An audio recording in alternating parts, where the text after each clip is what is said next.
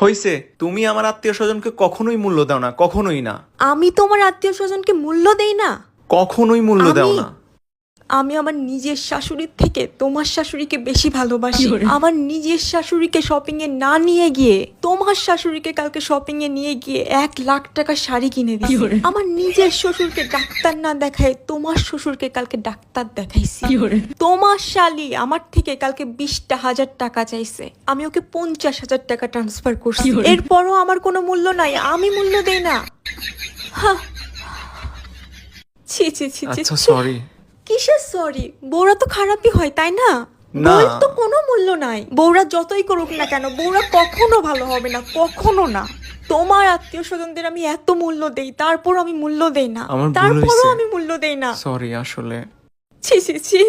কার সাথে সংসার করি আচ্ছা, আমি? কার sorry। সাথে সংসার করি আমি যে আমাকে মূল্যই দেয় না? আমি নাকি তার